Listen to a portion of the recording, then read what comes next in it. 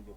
Y cuando uno ya va a la etapa de nacimiento, que está hasta acá, también existe una amplia gama de circuitos o de rutas de maduración que competen tanto al organismo entero como a la parte del sistema nervioso. Entonces, el concepto o la parte que estudiamos nosotros es precisamente lo que pasa durante el neurodesarrollo. Y lo que pasa, o el estímulo al cual estamos nosotros, voy a regresar una, al cual estamos nosotros interesados, es este estímulo de la dieta. La dieta. México tiene un gran, ¿por qué escogimos la dieta? Porque México tiene un gran problema en la parte de obesidad y diabetes. Creo que Argentina no está tan grave en ese problema, pero acá sí tenemos un problema muy grave. Tenemos un alto porcentaje de gente, de población que está diagnosticada con obesidad y esa sobrecarga de obesidad implica muchas de las enfermedades que tenemos sobre esa susceptibilidad a padecer la obesidad, ¿no? Entre ellos la diabetes tipo 2. Entonces, debido a esa emergencia nacional, si le pudiéramos llamar así, así empezamos hace algunos años nuestra línea de investigación y estudiamos la dieta como un estímulo aberrante del desarrollo de este individuo, de este ser que se está gestando, en manifestaciones posterior al nacimiento, manifestaciones de la parte del sistema nervioso que ahorita les voy a explicar más a detalle. Entonces vamos a quedarnos con este estímulo. Los demás lo sé que existen, sabemos que son importantes, pero vamos a emplear la dieta como este estímulo agresor, como este estímulo negativo. Y ahora, ¿qué tipo de dieta? La dieta altamente en cantidades, concentraciones energéticamente altas, es decir, una dieta alta en carbohidratos, azúcares o una dieta alta en grasas. Entonces, a esa dieta, con esa dieta nosotros estimulamos o generamos nuestro modelo. ¿Ok?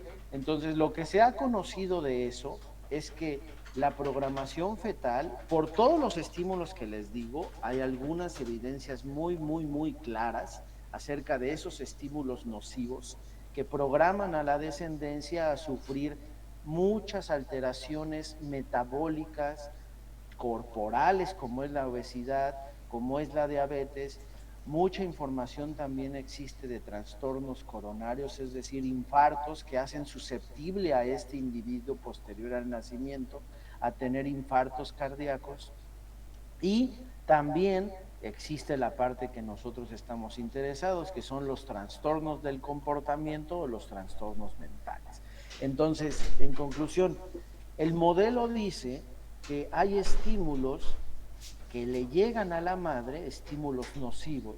Esos estímulos programan a la descendencia, a este ser que se está gestando y esta descendencia a presentar susceptibilidad, y repito y recalco, susceptibilidad para que este individuo posterior al nacimiento pueda padecer o desarrollar este tipo de trastornos.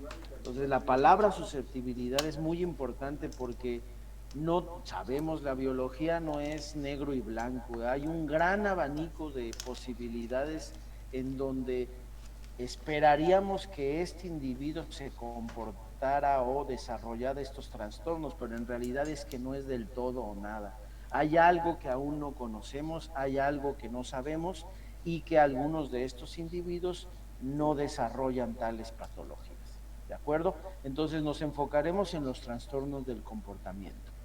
Ahora bien, la sobrealimentación va a ser la clave, es decir, nuestro modelo va a ser tomar a una ratita, que aquí lo vamos a poner, vamos a poner este ejemplo, vamos a simular lo que ocurre en la parte humana, tomando a una ratita o a un ratón embarazada, una hembra embarazada, a la cual la voy a exponer a esta alimentación calórica, dieta con alta concentración de grasas y azúcares durante este desarrollo o del embarazo.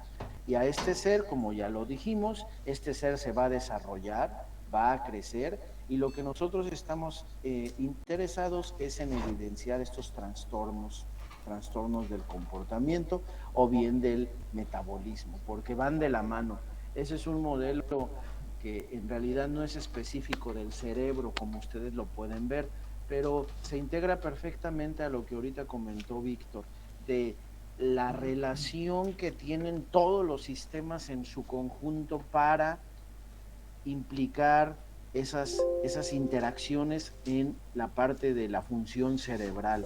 En nuestro modelo no solamente se altera evidentemente la parte cerebral, sino como ya expliqué, hay una multitud de sistemas que cambian. Si uno analiza el sistema periférico del animalito, en realidad también están afectados de la función hepática, de la función del tejido adiposo, la parte hormonal, etcétera, etcétera. Nosotros nos enfocaremos que aquí parece una corona, pero en realidad nuestro interés es el sistema nervioso, ¿de acuerdo? Pero no hay que dejar aparte que todo esto tiene que ver con la integración completa del organismo. Entonces, ¿qué tenemos o qué hemos desarrollado? Bueno, aquí lo que les presento son un simple experimento de cómo inició la historia, lo publicamos en el 2018, pero así fue la historia. Esta fue la tesis de Robbie, doctoral, y fue la que estableció el modelo. El modelo es muy simple, tenemos una ratita o ratón control, al cual lo exponemos a dieta control, o una ratita hembra, ambas hembras, del grupo experimental, a cual le exponemos a esta dieta que le vamos a denominar CAF, como dieta de cafetería, y tal cual tiene su nombre. Lo que no sé si también se llame cafetería allá en Argentina, yo creo que sí, bueno, a donde uno va a comer sus desayunos altamente calóricos de concentración de grasa y en azúcar, o al menos acá en México así es. Y así le pusieron en la parte occidental, por eso le pusieron dieta cafetería, muy relacionado con nuestra dieta normal de no comer sanamente, ¿no? Entonces, esta dieta CAF se expone a estas madres y luego ya se analiza a los hijos después del nacimiento sus alteraciones en este momento metabólicas. Les voy a platicar eso. Entonces, ¿qué tenemos aquí? Tenemos diversos grupos, nos vamos a enfocar en este que se llama CAF, es esta parte. Lo que tenemos es de que el CAF, aquí está, cómo están sus niveles de glucosa en sangre en el ayuno, por ejemplo. Lo que tenemos aquí es un decremento en nivel de glucosa en sangre en el ayuno. Para ustedes quizá, ¿qué tiene que ver eso con el cerebro? En realidad en este momento no tanto, no lo hemos descifrado, pero quédense desde este momento con esa idea. Hay alteraciones metabólicas en el organismo de este individuo que se expuso durante su desarrollo embrionario a esta dieta CAF. En pocas palabras, tiene un perfil hipoglucémico. Ahora bien, si uno analiza también la concentración de algunas hormonas que están implicadas en la regulación del metabolismo, por ejemplo la insulina o por ejemplo la leptina, uno observa que estos individuos tienen incremento tanto en insulina como en leptina. Claro. Entonces, en realidad están altamente comprometidos. Y si uno analiza ahora la concentración de grasa, de triglicéridos que se encuentran en sangre, pues todas estas significancias que están en varios grupos, enfoquémonos en los CAF, que están aquí, en estas barras que están aquí en horizontal, en la parte horizontal, que son estas, tienen incremento sustancial en esas especies comparada con el control.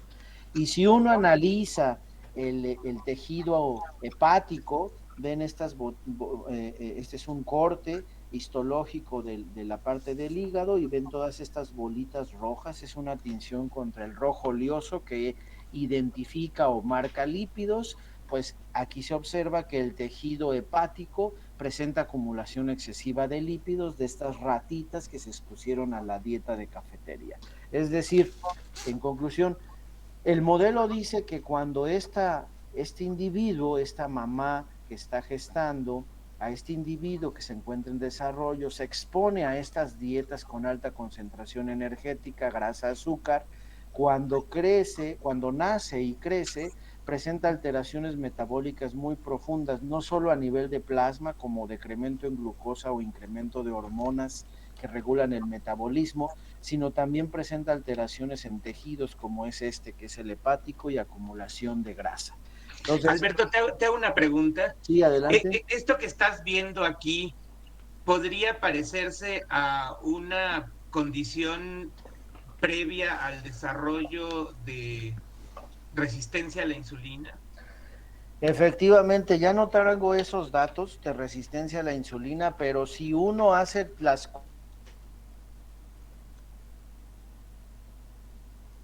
hemoglobina glucosilada y todo eso, son prácticamente muy parecidas al perfil diabético que uno observaría en un humano. Es decir, realmente estos individuos tienen esa susceptibilidad a hacerse resistentes a la insulina. Y lo más interesante también es, se me olvidó comentar aquí, todos nuestros análisis son a los 2 meses de vida. 2 meses de vida, no Claro, sé están si re jóvenes. están muy jóvenes, de un modelo murino, para los que no tengan conocimiento, comparado con el humano, son como 15, 16 años humanos, de 15 a 18 años humanos, 2 meses de vida en un modelo murino. Entonces, lo que estamos diciendo es de que, de acuerdo al modelo, este ratón, esta ratita, es muy joven para presentar estas alteraciones metabólicas.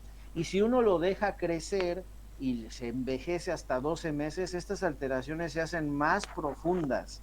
Entonces, el modelo dice que todos estos cambios son desde edades muy tempranas al desarrollo normal o al envejecimiento normal de un individuo, en este caso de una ratita. Y eso también se propone que ocurra en los humanos.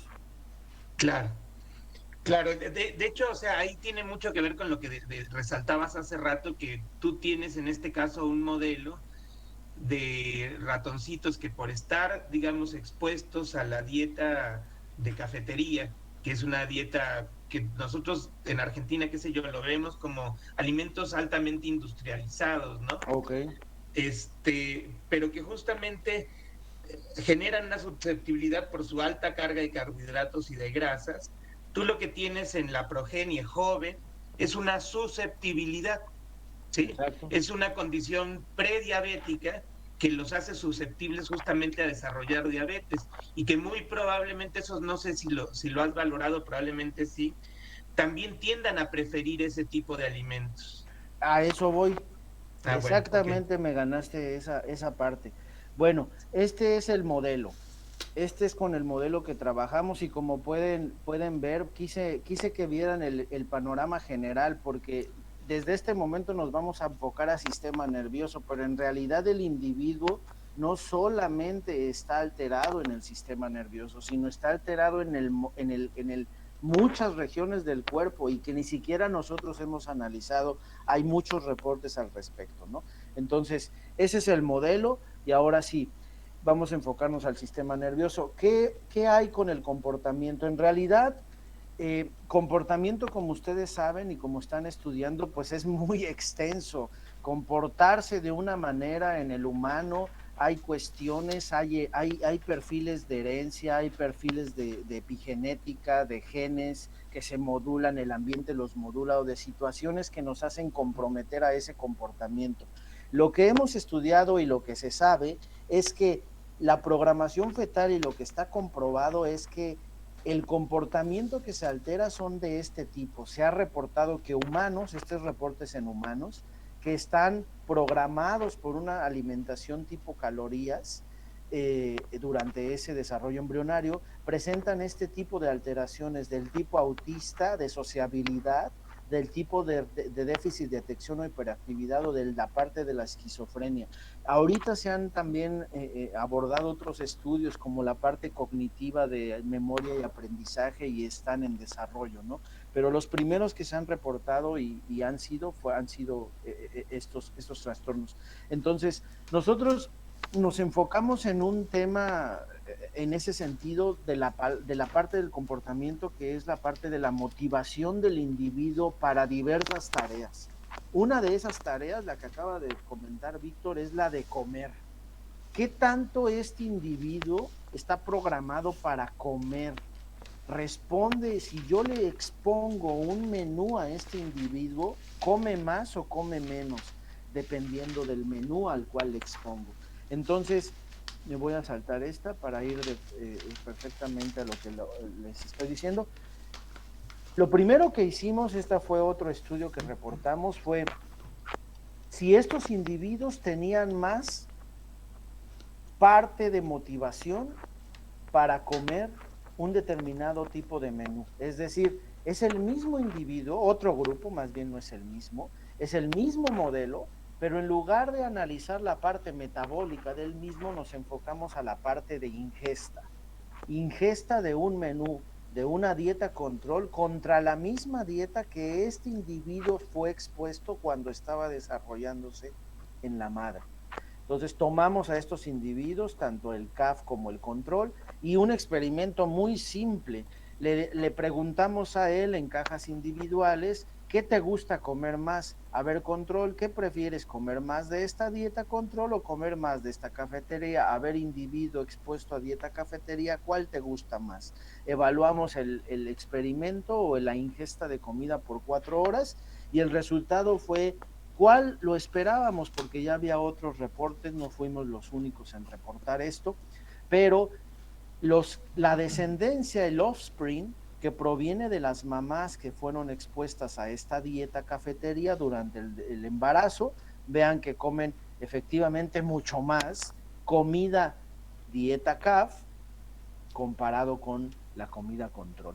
Ahora, si a esos individuos, no solo esto es lo que él come, quiero decir, esto es lo que él come durante 4 horas en una, no lo ayunamos, no, nada. Esa es la conducta de ingesta normal de la ratita.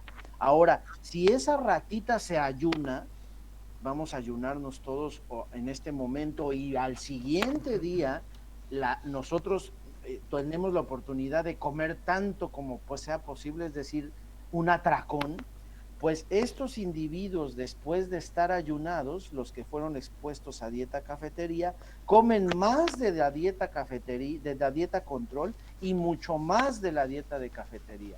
Es decir, no solamente la conducta de ingesta normal está alterada en el día a día, sino que cuando se ayunan, estas ratitas tienen un atracón mucho más alto que las ratas control. Ahora bien, para explicar de esto de una manera mucho más central, dijéramos más parte cerebral, porque esta es la conducta de ingesta completamente fisiológica, nos fuimos a ver qué estaba pasando en el cerebro. Ahora bien, el cerebro, como ustedes saben, una región importantísima para regular la ingesta homeostática de comida o de metabolismo es el hipotálamo. Aquí no traigo la lámina completa de cómo está formado el hipotálamo, pero para recordarles, si no es de su conocimiento, el hipotálamo es esta parte ventral que se encuentra aquí del cerebro, al lado del tercer ventrículo. Está formado por núcleos tanto dorsales, mediales o ventrales, y esos núcleos participan ampliamente en la regulación de la ingesta de alimentos. Uno de los núcleos más importantes es este que está aquí ilustrado con estas rayas punteadas en rojo. Ese es el núcleo arcuato. Aquí lo que tenemos son micrografías en fluorescencia de este tercer ventrículo, que sería esta parte que está aquí en medio, y al lado tenemos estos núcleos, que son estos, vamos a ver, etcétera, del cerebro. Entonces el experimento fue una simple inmunofluorescencia contra un factor de transcripción que se llama el factor CFOS.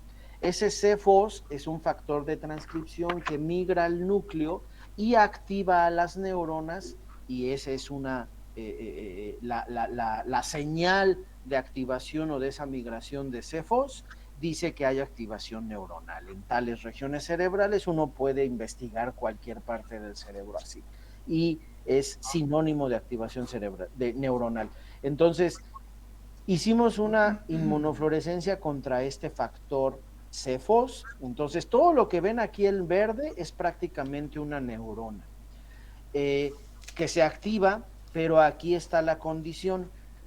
Usamos esta hormona que se llama grelina. De hecho, colaboramos mucho con un colega allá, ¿cómo le dicen?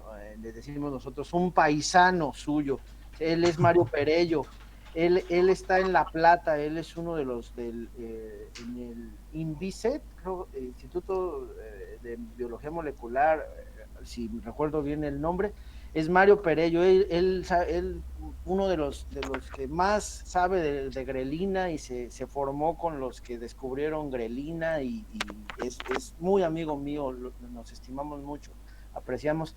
Y en estos trabajos de la grelina, él realmente ha contribuido ampliamente, ¿no? Entonces, la grelina es una hormona que la secreta el estómago. Cada que nosotros tenemos hambre, uno de los estímulos hormonales más poderosos es la grelina. Entonces, la grelina va al cerebro, llega a esta parte de los núcleos del hipotálamo y nos induce el comer. Entonces, cada vez que nosotros tengamos grelina en el sistema, esa es una señal al cerebro que nos implica o que tiene la tarea de decir come, es momento de comer.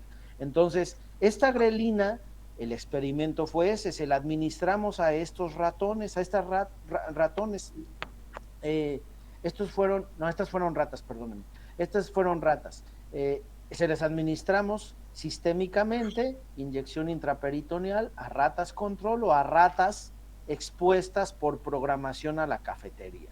Entonces, después de que administramos grelina, lo que es evidentemente de esperarse es que las neuronas, tanto del control como del grupo CAF, pues se activen, porque esta grelina va a llegar a los núcleos del hipotálamo y va a activar a esas neuronas, ¿no? Entonces el experimento fue ese, el experimento fue de, si yo administro la grelina a esta rata o a estas ratas, yo voy a observar activación neuronal en estas zonas del hipotálamo. Y así fue. Pero fue comparando el control contra el cafetería. Y como podemos ver, estas señales en verde, que son las neuronas cuantificadas de este lado, nos dicen que la dieta, la descendencia que fue expuesta a dieta de cafetería, son estas barras en blanco, presentan mayor activación de neuronas a nivel del hipotálamo comparadas con la descendencia que fue expuesta a dieta control. Y no solo eso, vean que cuando yo administro grelina y le digo a la ratita, come dieta control, o administro grelina y le digo a la ratita, come dieta cafetería, pues la ratita prefiere comer más dieta de cafetería comparada con la dieta control. En pocas palabras, estos experimentos dicen que no solamente la ratita come más normalmente durante el día a día, hora a hora, no solo eso, sino que cuando se ayuna tiene un atracón mayor. Y no solo eso, sino que si yo administro una hormona que promueve el apetito, esa ratita come mucho más que el sujeto control. Entonces, en conclusión, no solamente el sistema homeostático está desregulado en este individuo que se expuso a las dietas de cafetería durante su desarrollo embrionario, sino también el sistema hormonal y el sistema que depende de una señal que va a estos núcleos hipotalámicos y que proviene del sistema periférico llamado el estómago. ¿De acuerdo? Entonces, en conclusión, la ratita come más comida control, esta hija rata expuesta a dieta de cafetería, come más comida control y mucho más comida de cafetería, y esta conducta se exacerba cuando yo administro la hormona grelina sistémicamente, ¿no? Entonces, yo les hablé hace un momento de motivación. La motivación en realidad, esto no me dice motivación, esto dice simplemente una respuesta fisiológica al comer o una respuesta a una hormona llamada grelina. Y ese sistema llamado cerebro responde a eso porque el individuo come a estos estímulos. Pero no es una no es una manera de precisión, una manera realmente detallada de medir la motivación de este individuo al comer. En realidad no. Entonces lo que hicimos fue emplear ahora un conocido sistema que se le llama como la caja de Skinner o la caja de condicionamiento operante. Y en este aparato, o empleando este aparato de análisis conductual, este aparato sí permite categorizar la motivación de este individuo. ¿De acuerdo? Entonces lo que hicimos fue tomar a estos individuos, la misma historia, un nuevo experimento, esto lo publicamos en el 2017, tomar a estos individuos, controles o los que se expusieron a dieta de cafetería y los entrenamos. Ahora, ¿cómo consiste o en qué consiste ese sistema? Es un sistema que se le llama de condicionamiento operante, en donde la ratita tiene que apretar una palanca para que yo le dé o libere la recompensa aquí, en este dispensador. Ahora, esta palanca se asocia con claves espaciales. Esa clave es una luz que se emite o un sonido que se emite cada vez que la recompensa se libera. Entonces la ratita aprende a que cada vez que aprieta la palanca se libera una recompensa, se escucha un sonido y se exhibe una luz. Y entonces este condicionamiento no solamente es por ganar la recompensa, sino también es auditivo y es visual. Y el reforzamiento positivo, que así se le llama, se manifiesta en ese sentido. Esas claves cognitivas hacen que la ratita, si le gusta realmente la comida o la recompensa, va a optar por apretar cada vez más y más y más la palanca. Entonces el protocolo para entrenar a las ratitas es dividido en estas siglas, pero en realidad es yo puedo programar a la ratita para que apriete una vez la palanca y le doy una vez y le doy la recompensa, o bien yo le puedo decir a la ratita, ahora tienes que apretar 5 veces la palanca para darte la recompensa, o bien yo puedo programar a la caja o al sistema para que apriete 100 veces la palanca y yo le pueda dar una vez la recompensa. Tiene que apretar 100 veces, 150 veces, 30 veces las que yo realmente le exija a este individuo para que yo le dé el premio llamado recompensa. Ahora bien, los datos dicen que, y esto es en nuestros experimentos, imagínense, hemos tenido individuos que apretan 500 veces la palanca en una hora, eso es muchísimo, es como estar en un casino prácticamente apretándole a la maquinita para que nos dé el premio, y eso es sinónimo de adicción.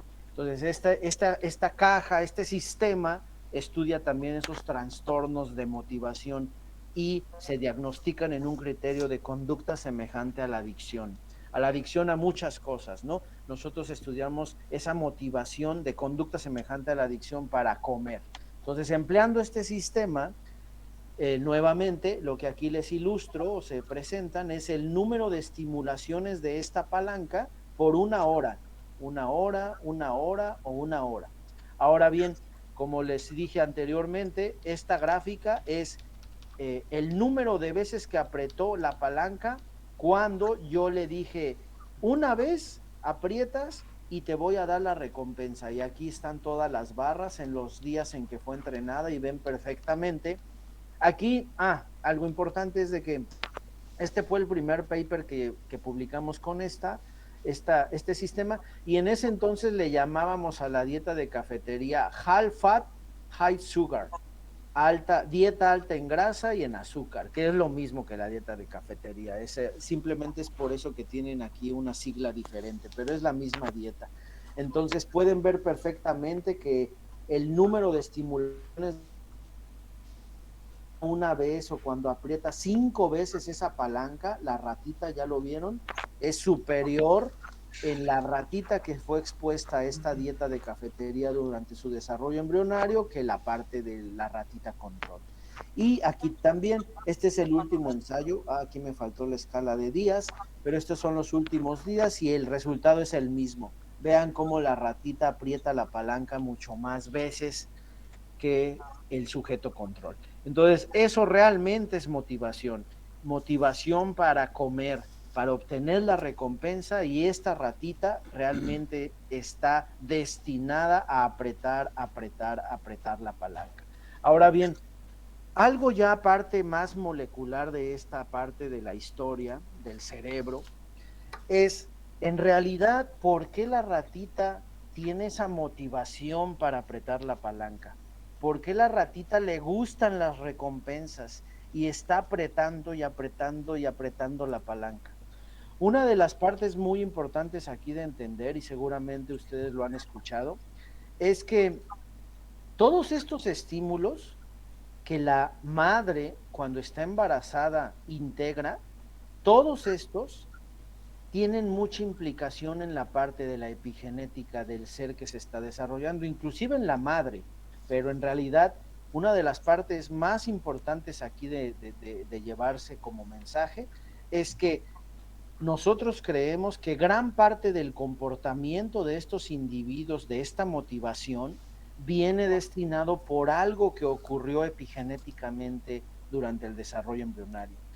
Nosotros no somos expertos en epigenética, es un área que nos gustaría realmente caminar o aprender, pero empezamos viendo el escenario desde este punto de vista. Entonces, este es el modelo y nosotros tratamos de explicar por qué la ratita está motivada para apretar la palanca. ¿Por qué?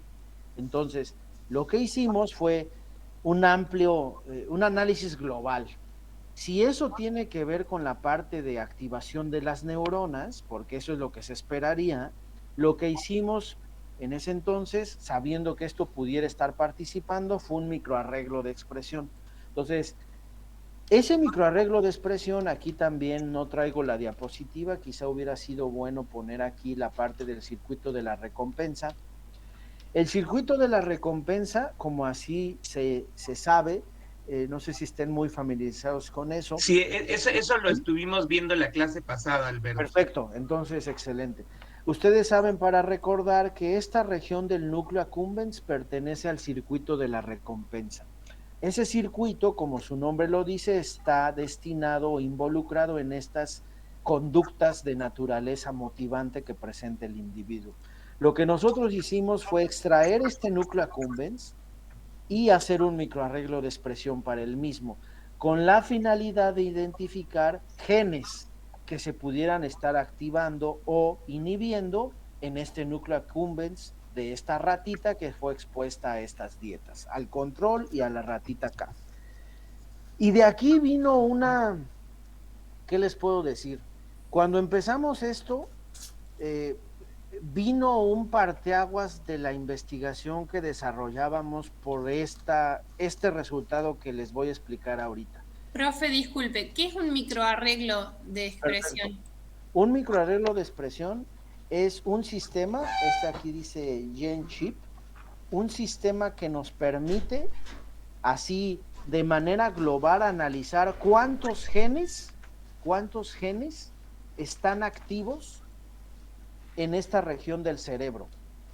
Genes podemos tener, el ser humano tiene alrededor de 90,000 genes y muchos de ellos se conservan en estos modelos murinos. Entonces el microarreglo de expresión te permite saber cuántos genes están activos en nuestro ADN, es decir, en el ADN de esa ratita, y están activos en esta región del cerebro. Eso es muy importante. ¿Por qué? Porque muchos de esos genes son neuronales, son de microglía, son de células del cerebro de manera diferente. Entonces es una estrategia inicial para identificar candidatos, genes, candidatos, y para saber si ese gen tiene que ver con el comportamiento de la ratita en ese sentido. Porque esta ratita, recordemos, esta ratita tiene una motivación muy elevada para apretar esta palanca. Entonces el experimento se enfocó en identificar si esa motivación tiene que ver con genes que se sobreexpresaron, que se sobreactivaron a nivel del ADN, y si esa sobreactivación existe, entonces ese gen va a codificar para una proteína a nivel de las neuronas o a nivel de otra célula del cerebro. ¿Sí me expliqué? Alberto, una pregunta. Hasta donde yo entendía, los microarreglos te permiten, digamos, identificar una muestra de todo ese universo de genes que tienes de expresión, ¿no? ¿Es Y, correcto? y aquí, digamos, esa muestra de todo ese universo, ¿de cuántos genes estamos hablando? Ah, más o menos este microarreglo, porque hay unos mayores, hay unos menores, este Sí. microarreglo fue como de 2000. Wow, es un montón de todos Sí, modos. Y son 2000 que son específicos de células del sistema nervioso, ¿no? esa es la biopsia, sí, es la biopsia. No, de hecho, no son específicos del sistema nervioso. De hecho, eso es lo más interesante, que son en todo el cuerpo. O sea, son el Ok, DNA de todo, de todos los genes que puede haber. ok, Pero ahí es en donde viene la parte interesante. Esos genes son del núcleo accumbens que se sobreexpresaron. Es decir, igual puedo tener el gen de un gen hepático, pero en realidad no se va a sobreexpresar porque ese gen pertenece al hígado. claro. Claro, Va entonces, ajá. y de esa población de 2000 que estás tú ampliando, como ¿cuántos están sobreexpresando? A eso voy. Es la siguiente diapositiva. Esta es la diapositiva. Todos estos, toda esta nube de puntitos que ven aquí, Sí, todo esto son los genes. Es cada uno de ellos, todos estos. ok, Cada uno de ellos. Ahora, les decía, a partir de aquí, nuestra historia de la investigación cambió por este resultado. Resulta que, como ya les dije, la biopsia fue del núcleo accumbens. Y del núcleo accumbens de la ratita que aquí le llamamos adicto. Es decir, la que está motivada para apretar la palanca. ¿Ok? Comparada con esta ratita que es la control. Y lo que observamos, todos estos son genes, pero los que están en color, estos que están en color rojo o en color verde, los del color rojo fueron los genes que se sobreexpresaron más, que se activan más en el cerebro, en el núcleo accumbens de esa ratita adicta, vamos a llamarle así, con conducta semejante a apretar la palanca motivada. Y los que están acá en verde son genes que se sobreexpresaron menos. Ahora, el gen, y de aquí ya vino una parte muy interesante de la investigación, el que más se sobreexpresó en el núcleo accumbens, el que más fue este gen que se llama IFIT. Y aquí no entendimos nunca por qué. De veras, no entendimos el por qué. Porque nosotros lo que... bueno, otros que están aquí, déjenme decirles, son los clásicos de plasticidad sináptica para las adicciones y motivaciones. Es decir, algunas proteínas de los receptores AMPA, algunas proteínas de los receptores NMDA, que son genes que codifican para proteínas, algunas proteínas o genes del citoesqueleto, de las vesículas sinápticas, etcétera, etcétera. Es decir, en realidad el microarreglo sí detectó plasticidad a nivel de núcleo accumbens, porque los genes se sobreexpresaron, pero no fueron los que mayormente se sobreexpresaron. Los que mayormente se sobreexpresaron, o el gen que mayormente se sobreexpresó y que reportamos, por eso lo reportamos, fue este, que se llamó IFIT. Y entonces dijimos, pero ¿por qué ese? O sea, ¿qué tiene que ver ese gen IFIT? El gen IFIT es un gen de respuesta a la inmunidad, de respuesta a la vía de los interferones. Los interferones es parte del sistema inmune. Cuando hagamos de cuenta el COVID, cuando a todos nosotros, no sé si cuántos de nosotros estuvimos expuestos a la COVID, cuando nos infectó, yo me infecté de COVID, el sistema inmune respondió.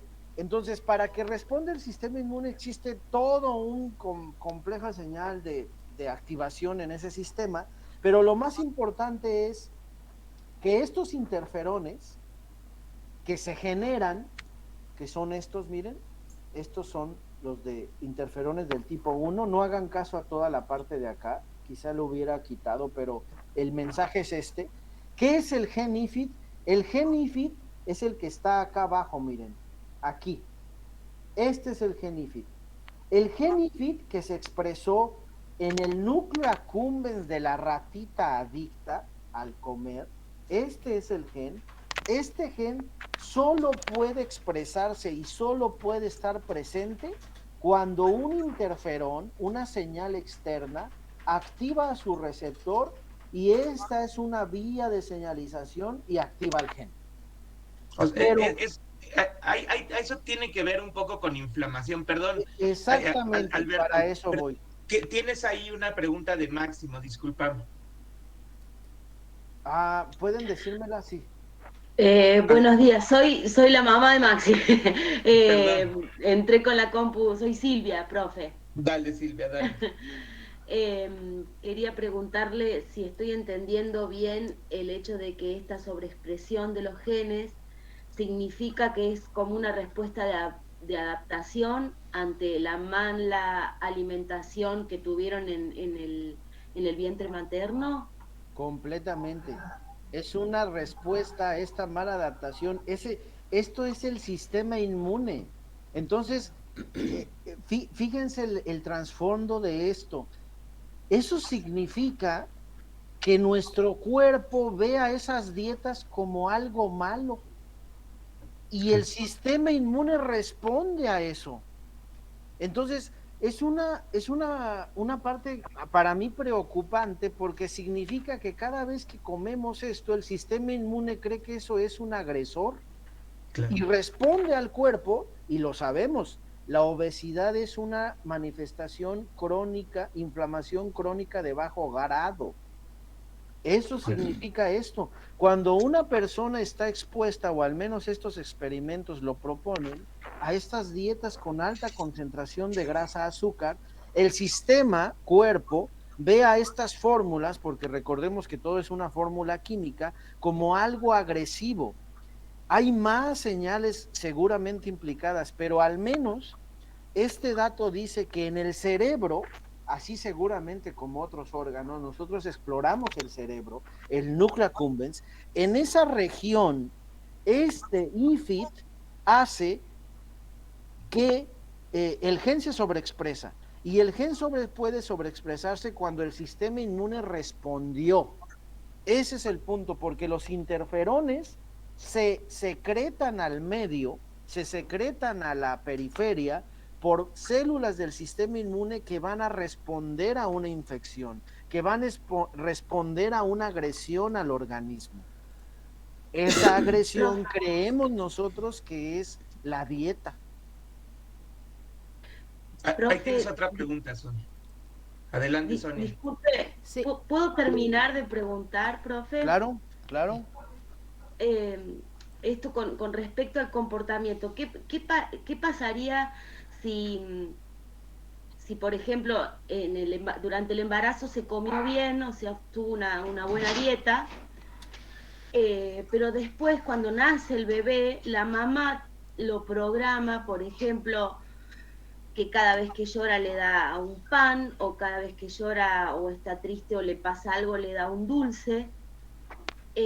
Eso también podría ser una programación para que después, cuando sea adulto, el bebé tienda a querer comer para poder saldar algún vacío, saldar alguna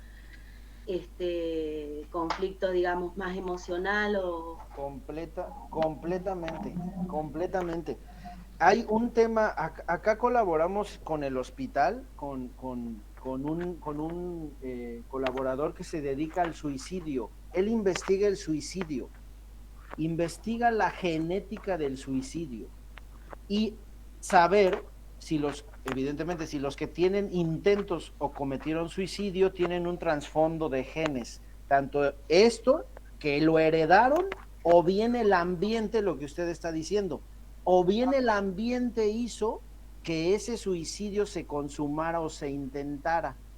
Ahora, el suicidio es otra historia, pero hablando de comida, ¿por qué pongo este ejemplo? Porque antes del suicidio existe en la 80-90% de los casos una depresión de grado mayor antes de ese intento. Y los depresivos normalmente optan por consumir alimentos que les gratifiquen en ciertos escenarios, es decir, el ejemplo que usted está diciendo, nuestro sistema busca recompensas para sentir esa tranquilidad.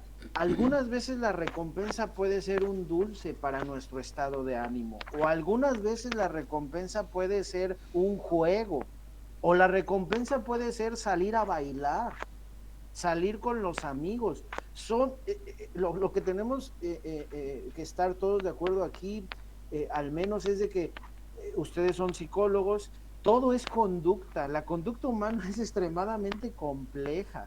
Entonces, hablando de recompensas, que es el tema de en este momento que estamos abordando, no solamente sería la alimentación que usted está proponiendo, pero en efecto, está en lo totalmente correcto. Esa gratificación de darle un pan o un dulce efectivamente va a hacer que el individuo esté gratificado y se sienta a gusto, feliz, pero puede haber otro tipo. Ahí tienes otra pregunta Gracias. de Claudia, Alberto, perdón. Adelante. Hola, profe, creo que estaba antes. Sí, adelante. Sí, mi pregunta es la siguiente. Había dicho que la inflamación, digamos, sería la respuesta inmune a estas dietas de cafetería, digamos, a estas dietas CAF. Correcto. Eso implica que, y decía que la inflamación se produce en la zona en donde, digamos que recibe, por decir así, la llamada de agresión, por decir así. Sería donde se realiza la inflamación, o sea, y eso Sí. implica, por eso implica que muchas veces el tema de una mala dieta haga que se nos hinchen todos los órganos o las partes que tengan que ver con el sistema digestivo. Ajá, ya veo. ¿Esa es la pregunta? Esa y eso es, a ver si entendí bien, ¿no?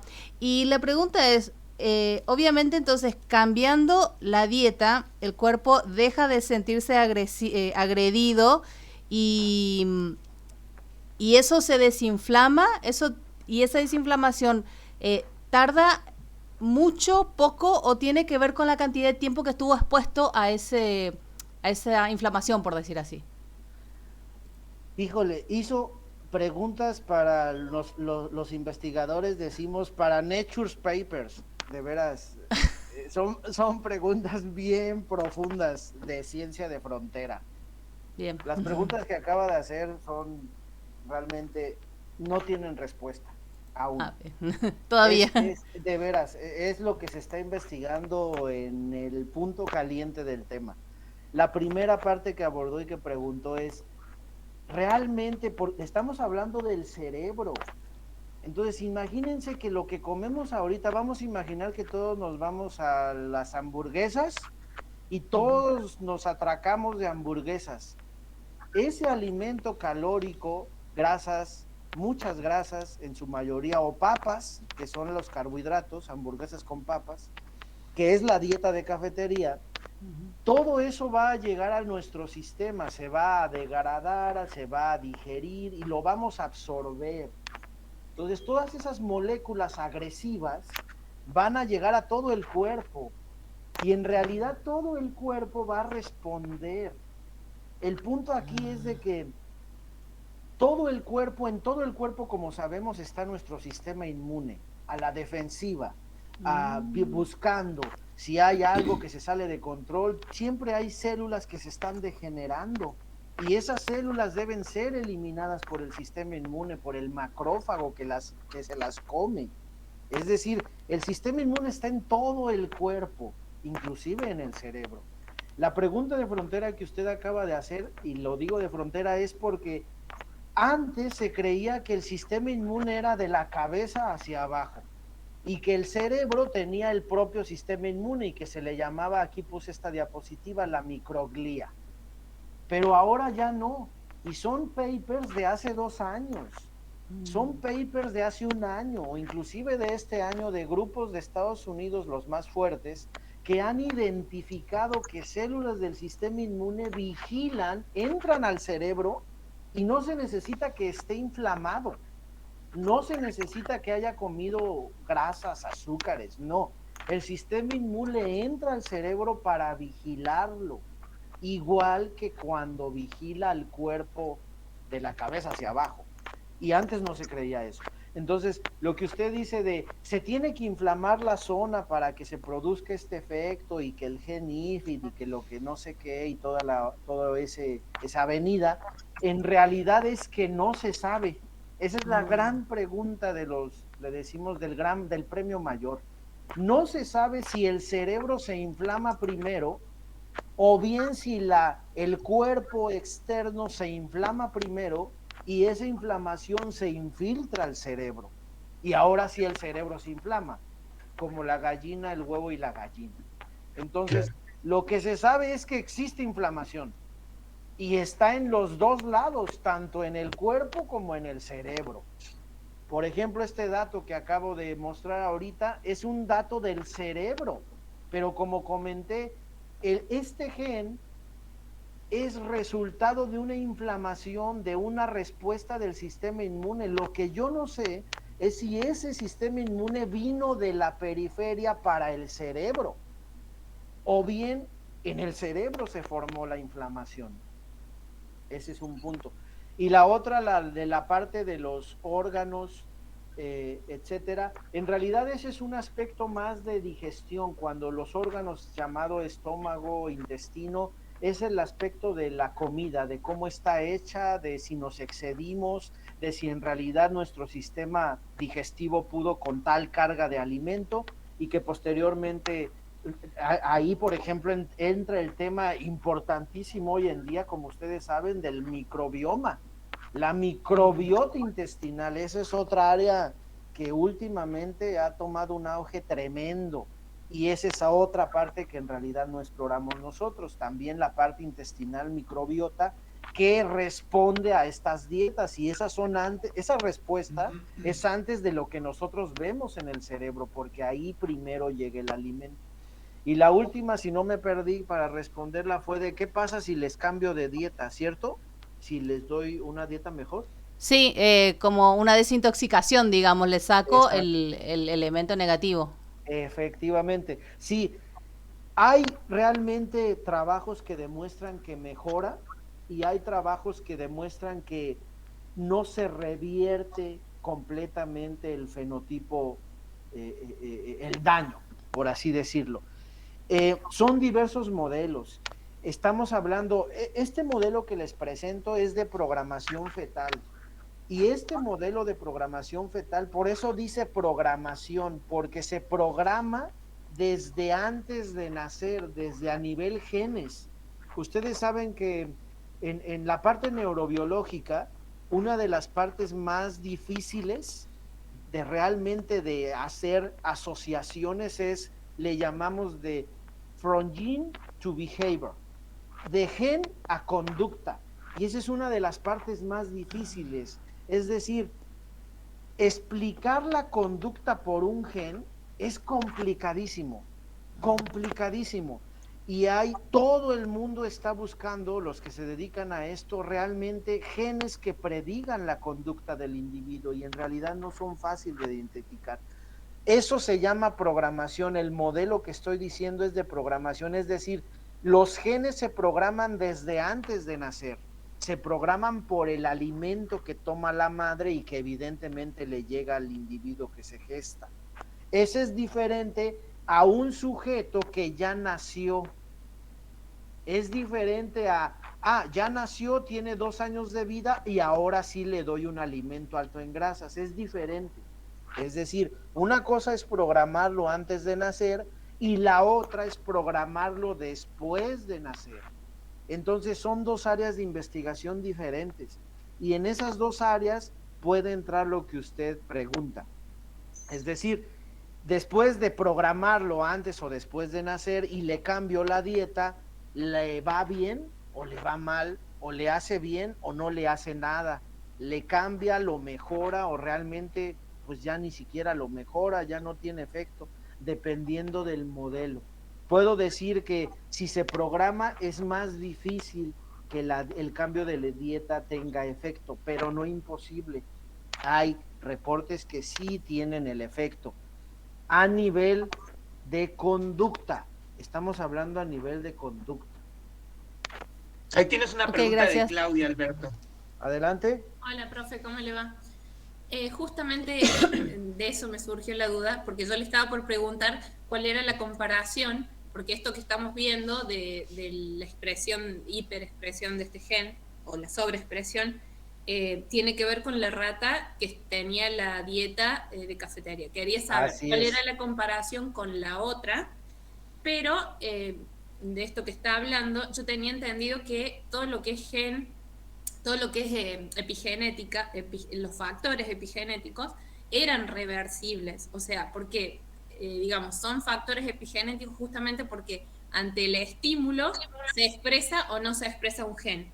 Así es. Entonces, si yo modifico la dieta, obligadamente, no que sea decisión, digamos, de la persona, desaparece el estímulo, entonces debería ser reversible.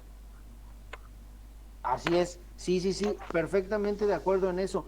Lo que no sabemos en este proyecto es si este gen es por epigenética. Lo único que tenemos es que está más activo, más activo. Lo puedo detectar por mi sistema de microarreglos, expresión, mucho más, no quería entrarme en esos temas, pero en más expresión de RNA mensajero. Es más activo el gen. Pero para que eso ocurra tuvo que pasar algo antes. Y ahí entra lo que usted dice. Entran los cambios epigenéticos. Yo esperaría, por ejemplo, uno de los que yo esperaría que pasara para explicar esta respuesta es que hubiera menos metilaciones del ADN o a nivel de promotor de este gen, por ejemplo, o más acetilaciones de histonas para este gen, por ejemplo. No lo sé, pero estoy completamente de acuerdo. La epigenética se modula por los estímulos, el ambiente como tal, y es muy probable que cuando yo cambie la dieta a estos individuos, que eso no lo hemos hecho, que tengan este gen activo, pueda revertir su sobreexpresión. Eso es posible. Y comparado con la otra rata, La otra rata siempre ha comido, ha estado expuesta a una dieta normal. Siempre, siempre, siempre. En realidad el cambio fue, este gen solo se sobreexpresó en las ratitas que fueron expuestas a esta dieta alta en calorías. Bueno, gracias. tienes otra, gracias Alberto, tienes otra pregunta de Agostina. Adelante. Hola, buen día, ¿cómo va? Bueno, Muy yo más bien. que nada era para comentar un poco. El otro día estaba viendo un documental en Netflix que se llama Conexiones, que lo sugiero muy mucho, es algo que relaciona a punto que capaz uno cree que no tiene nada que ver. Y veía todo este tema del reconocimiento facial en animales, que lo querían implementar con cerdos para ver, por ejemplo, el estado anímico de los animales, si se encontraban más tristes, más felices, y demás, y cómo posteriormente la carne iba a tener una repercusión, digamos, al ser carne más dura, más rica y demás. Y mi pregunta era si había una relación entre esto también un poco con el estado anímico. Digamos, acá en Argentina nosotros básicamente comemos carne todos los días, y es forma parte de nuestra tradición comer asado sí o sí los fines de semana, y ensaladas, al menos por ejemplo en mi casa casi nada, tipo, y realmente nosotros comemos literalmente comida animal, que ese animal antes pasó muchísimas tensiones anímicas. ¿Puede esto afectar? Hay como una tensión, digamos, entre mi estado anímico y también el estado anímico de lo que comí. Ah, fíjate, me hiciste recordar, Agustina, le voy a pasar a Víctor un documental que se llama, por ahí si lo encuentran, y si no, se lo paso. Se llama Nuestro cerebro es lo que comemos. Es un documental del año pasado, no, 2020, si recuerdo bien, y es investigadores de todo el mundo en el tema de comer, pero cómo cambia la parte del cerebro. Y tiene el tema que nosotros estudiamos, programación fetal, y tiene el tema de lo que acabas de preguntar. Y es increíble, yo no sabía ese dato hasta que lo vi, porque no me dedico a esa parte. Pero cuando lo vi dije, ¿qué onda? O sea, es impresionante. Un experimento que hicieron ahí, respondo tu pregunta, por ahí les paso el link, y ahí están los investigadores que lo hicieron, fue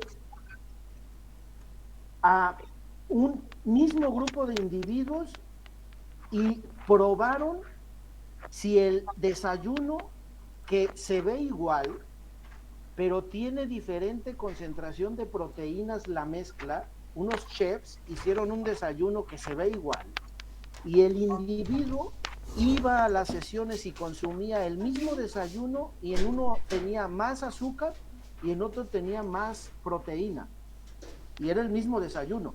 Y entonces el experimento era que después de consumirlo, él tenía que resolver ciertos ¿cómo se llaman? Pruebas en la computadora. Y dependiendo de lo que desayunó, si fue proteína, lo que tú estás diciendo, más que azúcares, fallaba o no fallaba. Es impresionante porque es el mismo individuo. Y lo único que él no sabía, evidentemente, solo comía lo que le daban. Y él no sabía cuánto fallaba, si fallaba, porque aparte las respuestas no se las decían. Él solamente contestaba las pruebas. Entonces, es lo que tú estás diciendo, el estado anímico del individuo cambiaba a manera de la función cerebral. Esa es la parte de la conclusión del estudio.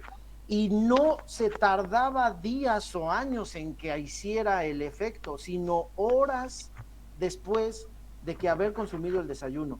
Entonces, eso quiere decir que en realidad es lo que tú dices. Dependiendo de lo que nosotros comemos, es capaz esas fórmulas químicas, porque recordemos, todo es fórmula química, de producir una serie de cambios. Bueno, ya les digo la conclusión. ¿Qué fue lo que descubrieron en ese? Les iba a decir que vieran el documental, pero mejor les digo. ¿Por qué pasa esto? De acuerdo al estudio, porque se sintetiza más dopamina, y esa dopamina viene desde el estómago, desde toda la parte central del estómago, de todo el nervio vago que inerva toda esa parte estómago. Esas neuronas se estimulan y se dice que la tirosina, que provino de la dieta, sirve para sintetizar dopamina a nivel central. Y eso es la proteína. En pocas palabras, la proteína que tú comes de carne o la proteína que le dieron a este individuo en cada desayuno, cada vez que le daban proteína, tenía un desempeño mejor en esas tareas comparado con cuando desayunaba azúcares. Y la respuesta es porque sintetizaba más dopamina a nivel central. Claro, claro. Tienes una pregunta de Lisha, perdón, Agos. Gracias. ¿Querías preguntar algo más? Perdón. Gracias, Agos. Lisha. Sí, bueno, yo quería consultar cómo se transmite, no entiendo cómo se transmite esa susceptibilidad. Así como habíamos visto hace algunos días, vimos esta susceptibilidad que existe con el alcohol también, cuando las madres están embarazadas y consumen alcohol. Ahora con los alimentos, ¿cómo se transmite esa susceptibilidad? Y otra cuestión es, ¿qué tienen que ver los padres? O si no tienen que ver nada los padres, porque si hablamos de algo hereditario, puede suceder que la madre tenga una dieta, digamos, no calórica, pero que los genes del padre influyan en el bebé. Con ambos, completamente ambos. No les había, ahorita vamos a entrar, en este momento esta pregunta me hace recordar que me parece que no les dije desde el inicio, todos estos experimentos que hicimos fueron en machos, solo en machos, no exploramos a las hembras. Y para allá va la pregunta que ahorita se hace. Padres, ambos contribuyen al fenotipo, definitivamente, ambos. Pero el modelo que acabamos de ver es que solo la mamá cuando está embarazada tiene esta exposición. Eso sí es materno, porque la madre está embarazada y evidentemente ya hubo fecundación. Pero en la vida normal, como bien está la pregunta, evidentemente tanto el padre como la madre contribuyen con su carga génica al individuo. Pero esa es la parte inicial. Eso es el inicio. El modelo de programación fetal dice que después de ese inicio, después de esa contribución de padre y madre para fecundación, Ahí es en donde inicia el modelo de programación fetal. De todo lo que venga a exponerse a la madre, ahí ya programa a la descendencia. Ahora, esa programación, híjole, también esa pregunta está compleja, está difícil de responder, porque ¿qué es lo que le cambió en el cerebro a ese individuo cuando se gestó en el neurodesarrollo para hacer que se volviera adicto, para hacer que comiera más, que es nuestro modelo? Está difícil de responder, porque es de esperarse que le cambió algo al cerebro, hablando de circuitos cerebrales. Nosotros, por ejemplo, no sé si me dé tiempo, pero exploramos la conformación del cerebro, la estructura del cerebro, como les platiqué en el inicio, a nivel de resonancias magnéticas. Y hemos detectado eso, que el cerebro de estos individuos que come más cambió, estructuralmente hablando.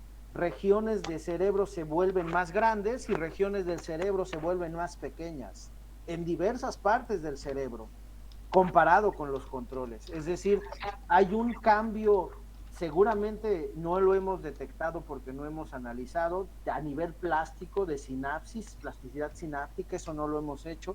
Lo que sí hemos hecho es más conformación más grande, más nivel estructural, nivel de regiones cerebrales por resonancia magnética. Eso puedo decirle, pero definitivamente ambos padres contribuyen. Gracias, Alberto. Sí. Bueno, adelante, Alberto. Ok, ya me pasé. Sí. No te preocupes, no te preocupes. Ok. Puedes terminar, sí. Bueno, yo me tengo que ir en 20 minutos porque tengo un seminario y tengo que caminar aquí a otro edificio. Sí, entonces, sí. Estamos, si no, pues nos vemos en otra ocasión, segunda charla. Bueno, fíjense, me voy a pasar a la parte del cerebro como tal, porque estos ya son más de esto. Voy a empezar desde aquí.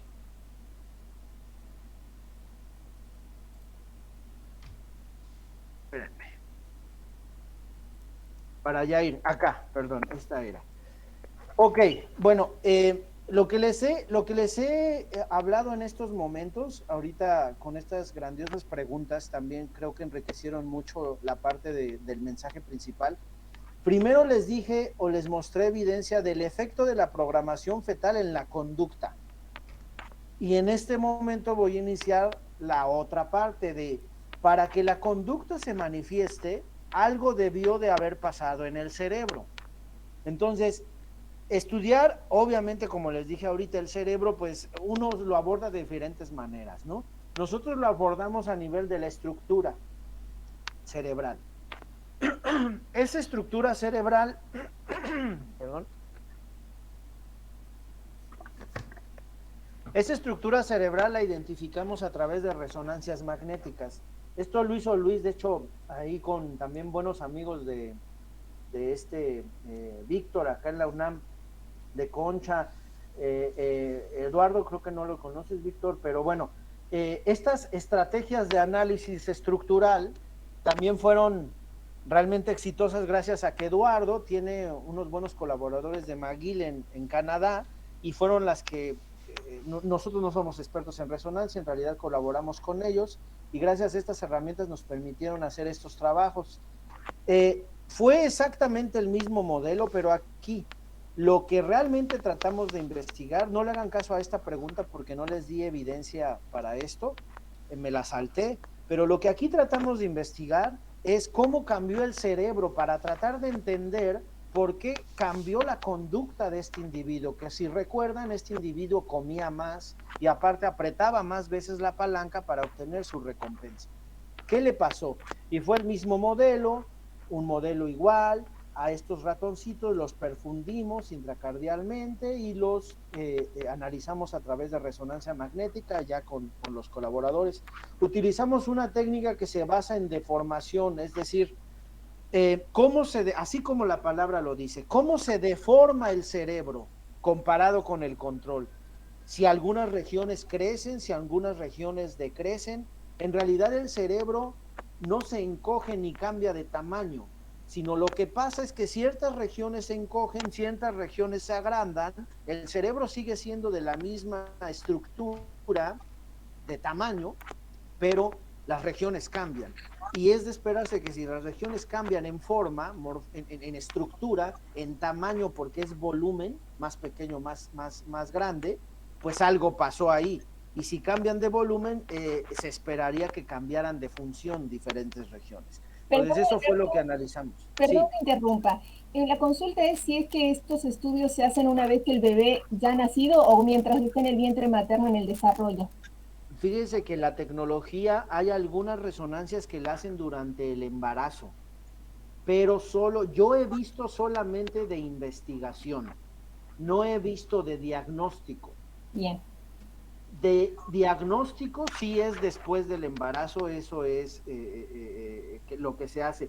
El problema de la resonancia es que el individuo, es decir, el bebé, tiene que estar estático, sin movimiento, y eso es, híjole, dificilísimo, porque la resonancia no es efectiva si hay un movimiento del individuo. Entonces, por eso las resonancias a nivel de infantes de pequeña edad, recién nacidos, son tanto complejas porque tendríamos que sedar al individuo, al bebé, y eso pues no es ético. No es moral ni ético sedarlo, ¿no? Entonces, esa es una limitante, ¿sí? Perdón, aparte creo que si se ceda, también cambiarían valores del cerebro, o sea, sería una visión distorsionada. Es correcto, también, completamente. Algunas veces nosotros sedamos a las ratas y tenemos esa limitante también, ¿sí? Claro. De hecho, estos análisis, por ejemplo, son análisis... si ven la metodología, qué bueno que ahorita lo estamos comentando, son análisis ex vivo. El animalito ya no está vivo. El animalito, yo le hice la resonancia al momento que lo perfundí, al momento que lo sacrifiqué. Fue después de eso. El animalito no está consciente, no está sedado, es un análisis ex vivo. Todo lo que tenía el individuo antes de ser sacrificado, yo lo puedo detectar, pero en realidad estos datos que les voy a presentar no son lo que está ocurriendo en este momento en el cerebro, sino ya lo que tenía antes del sacrificio, ¿de acuerdo? Entonces esa es una limitante de nuestro estudio si lo estamos viendo desde ese punto de vista. Bueno, aquí lo que les presento es un resumen, en realidad fue un paper que publicamos el año pasado en una revista, y aquí lo que les digo es un resumen. Todos estas cortes que ustedes ven aquí de los cerebros tienen un color azul o tienen un color rojo o amarillo. Vean aquí un poco rojo, aquí un poco rojo, aquí un poco rojo, pero en realidad la mayoría es azul. Quiere decir, azul significa que el volumen del cerebro decreció, y rojo quiere decir que el volumen del cerebro aumentó. Eso significa. Ahora, ustedes pueden ver múltiples colores azules. Si uno dijera, pues entonces todo el cerebro se encogió. Si uno suma todo eso, pues el cerebro está muy pequeño. En realidad no.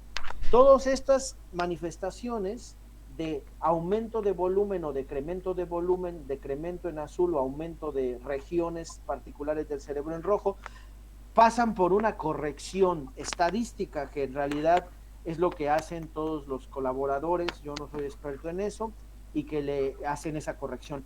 Y después de que pasan esa corrección, ahora sí existen los datos creíbles de aumento o decremento de volumen. No les traigo cuántas zonas del cerebro decrecieron, aumentaron, las publicamos, pero una de las más importantes que hace referencia al proyecto o a lo que les traje como charla el día de hoy, otra vez es el núcleo accumbens. Esta zona, que es el núcleo accumbens, esta es la parte de la gráfica. Esto que les presento aquí es una gráfica que tiene un valor de jacobianos. Jacobianos es una medida de volumen. es una medida como los píxeles de una fotografía. Ustedes saben, cuando uno carga una imagen, también en nuestros sistemas de carga de imágenes, entre más píxeles es mejor resolución. Bueno, es lo mismo. Entre más jacobianos es más volumen. Entre menos jacobianos es menos volumen. Es una medida de resolución o de volumen. Y lo que vemos aquí es que esta sección del núcleo accumbens hay un decremento en las ratitas, en estas ratitas que se expusieron a la dieta de cafetería y que mostraron esa conducta de motivación para las recompensas. Ahora, la significancia de este resultado, en realidad, yo soy sincero y no lo sabemos. En realidad no lo sabemos por qué hay un decremento en volumen a nivel del núcleo accumbens en una ratita que está más motivada para ejercer estas acciones de recompensa. No sabemos la parte del volumen. Es muy probable que en ese volumen exista un cambio a nivel de plasticidad sináptica. Ahora bien, eso lo evaluamos aquí. De esas mismas regiones, analizamos diversos marcadores que son clásicos de la plasticidad sináptica, esto a nivel de proteínas. Esto es un Western blot. Núcleo accumbens, todo esto es núcleo accumbens. Y el dato más importante es el que les tengo aquí. Esta, que es esta bandita que tenemos aquí, miren, es la proteína sinaptofisina. Sinaptofisina es un marcador de sinapsis cerebrales. Y como pueden ver, esta ratita tiene menos sinapsis o menos marcador de sinaptofisina a nivel de esa zona llamado el núcleo accumbens. Y si uno compara o hace una correlación entre el volumen contra el marcador de sinaptofisina, uno ve una correlación perfectamente positiva entre el decremento del volumen y los niveles de sinaptofisina. Es decir,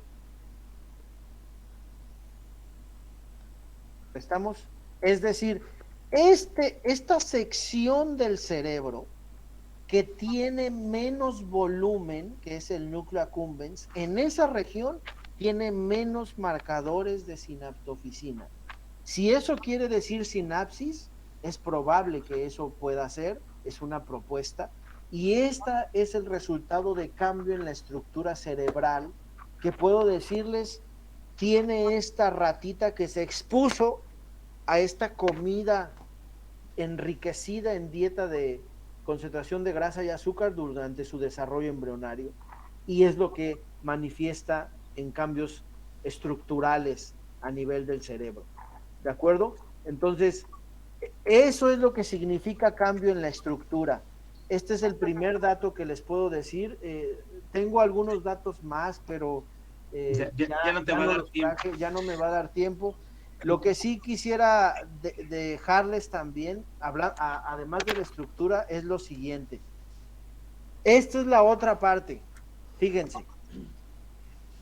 Si ustedes toman la sangre del individuo adicto, del individuo que tiene estos cambios en la estructura cerebral, que tiene menos marcadores de sinaptofisina, y analizan la inflamación sistémica, es decir, muestra de sangre, aíslan suero y miden marcadores de citocinas proinflamatorias, esto es lo que se encuentra. Todas estas citocinas están elevadas. Muchas de ellas responden al fenotipo proinflamatorio de un sistema inmune que está activo. Son estas el factor de estimulación de la colonia de granulocitos, que es esta GM-CSF, el interferón gamma, que es importantísimo para la respuesta inmune, la interleucina 12, el MCP1 que recluta células del sistema inmune, el clásico TNF-alfa, etcétera, etcétera. También aquí hay una citocina antiinflamatoria que se acumula, etcétera, etcétera. Es decir, este es el mensaje que les decía, que es de nuestro interés. no solamente vemos al cerebro como una parte, núcleo accumbens, el sistema nervioso y que se afecta por las dietas durante el desarrollo embrionario, sino que, como inicié la charla, el sistema está comprometido, el sistema está alterado y en la sangre están circulando moléculas que van a infiltrarse al sistema nervioso y que son capaces de comprometer la función cerebral. Ahora, imagínense que esto es desde el nacimiento del individuo. El individuo nunca más, este individuo nunca más consumió dieta de cafetería. Eso es otro dato muy importante. El individuo nunca más come mal. Solo comió mal su mamá. El individuo no comió mal. A los 2 meses de edad, el individuo nunca ha comido mal. Solo comió mal su mamá. Y las manifestaciones que tiene este individuo fueron porque la mamá se alimentó mal durante el embarazo. Pero la conducta, los cambios cerebrales y esto que tiene en la sangre a los 2 meses de edad, porque es la misma edad, es un perfil proinflamatorio muy elevado y no es por la dieta que tiene, porque nunca come mal, es que así ya nació, así es, y desde aquí será no sé cuánto tiempo, porque no lo hemos explorado, no hemos llegado a 12 meses, a 20 meses, que es el envejecimiento normal de los modelos murinos que luego estudiamos, ¿no? Estos son 2 meses de edad que tiene el individuo. Tienes una pregunta de Darío, Alberto, perdón. Adelante, Darío. Sí, profe, con respecto a la estructura cerebral, ¿no tendrá que ver también el crecimiento por el hecho de la menor ingesta de proteínas? Que la proteína es como la encargada de generar estructura. Esa es una buena pregunta. Esa es una muy buena pregunta, pero fíjate, déjame recordar. No, ¿sabes por qué? Estoy recordando. En esta elaboración de las dietas, nosotros de hecho hacemos la dieta. Se me olvidó comentarles eso.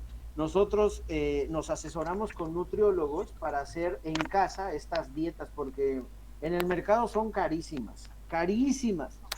Y a partir de que hicimos estos modelos, pues nos asociamos con nutriólogos para que ellos nos hicieran todos estos, la parte de carbohidratos, las concentraciones de carbohidratos, grasas y las proteínas de la dieta que le damos a estos animalitos. La concentración de proteína no se la cambiamos, la que cambiamos son los carbohidratos, porque es el menú normal que consumen tanto los animales como nosotros. En carbohidratos, más carbohidratos, lípidos y proteínas más o menos tienen una equiparación, pero lo que bajamos es la proporción de carbohidratos y la ajustamos que también quede alta con la proporción de lípidos, pero la de proteínas no la cambiamos.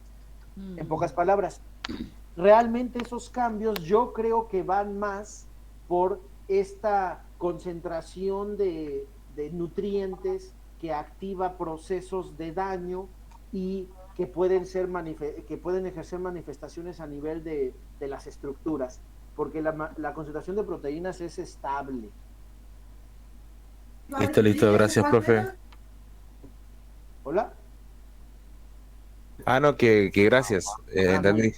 Perfecto. Ok. Bueno. ¿Alguna otra pregunta? No, hasta ahorita no.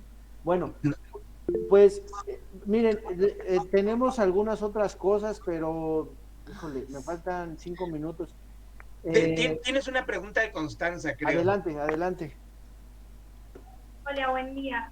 Yo quería preguntar, usted habló de trastornos mentales como déficit de atención, autismo. Correcto. ¿Cómo va eso, digamos? Porque no habló y no sé si es también por la dieta que hace la mamá o cómo es. Ay, no, hombre. Creo que estamos comunicados telepáticamente en algunas de las preguntas, porque miren, lo último que les traigo es otro modelo que se llama de sociabilidad. Y la sociabilidad es precisamente para el autismo. Entonces, este es exactamente lo mismo, pero no es motivación para comer, sino es investigamos si el animalito le gusta interaccionar con otro animalito, que se haga social. Entonces, esa prueba es hay más, este es un paper que acabamos de publicar.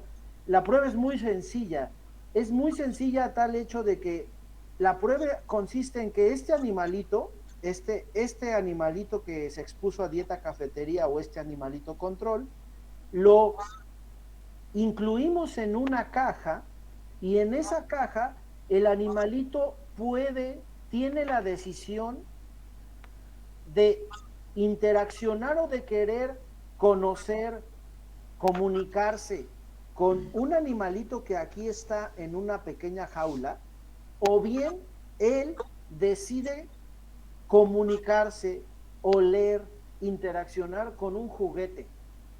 Esa es la prueba, y eso es lo que normalmente vemos en un autista. En un autista vemos el aislamiento social y en estar constantemente haciendo comunicaciones con algo inanimado, con algo que él le gratifica, pero no con una persona de su mismo género. Entonces, esta prueba también nosotros no la descubrimos, se ha hecho muchísimo en la neurobiología, y es la prueba de sociabilidad de 3 cámaras, y es muy sencilla, es así: contar el tiempo en que este animalito socializa con otro de su misma especie y contar el tiempo que este animalito socializa con un juguete. ¿Qué le gusta más? Y para la sorpresa, el individuo que fue expuesto, no vean este dato porque esa es otra historia muy diferente, vean esto: el individuo o los individuos que nacieron de madres expuestas a dieta de cafetería, este es el tiempo de interacción con el objeto, y este es el tiempo de interacción con el sujeto. Es decir, los que son expuestos a dieta de cafetería socializan menos, prefieren pasar más tiempo con el juguete, lo huelen, se suben en él, le dan vueltas, hacen más tiempo en esas actividades que dándole vueltas, oler o tratar de interaccionar con el otro animalito que está del otro lado de la caja. Y eso es lo que significa alteraciones en la sociabilidad. En conclusión, hemos explorado, para responder esa pregunta, y no traigo los datos, las trastornos de conducta que tiene este individuo que se expuso a dietas con alto contenido energético durante su desarrollo embrionario. Y lo que hemos detectado es que le gusta comer más, que aprieta más una palanca para que obtenga una recompensa de alimento, que no socializa y que aparte tiene, por así decirlo contundentemente, un criterio que hay otras pruebas, no las traigo ahorita, en animales, que determinan la parte de ansiedad. Eso es lo nuevo que tenemos. Y es sorprendente, y les dejo este mensaje, y nos está sorprendido porque después, si quieren, les paso ese dato. Hemos cruzado a este individuo hijo para que tenga hijos, y a esos hijos para que tengan nietos. Entonces, la mamá, todo inicia con la mamá, y la mamá, lo que hemos determinado es llegar hasta los bisnietos de la mamá, bisnietos, y los bisnietos de la mamá, por increíblemente que les suene, conservan el fenotipo.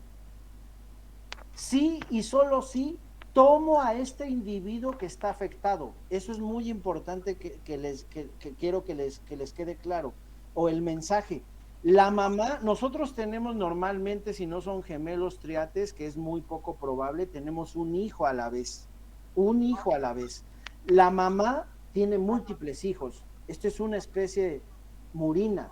Entonces, muchos de sus hijos no caen dentro del criterio de análisis, no experimentan la adicción, no experimentan la sociabilidad, muchos de ellos, pero muchos sí.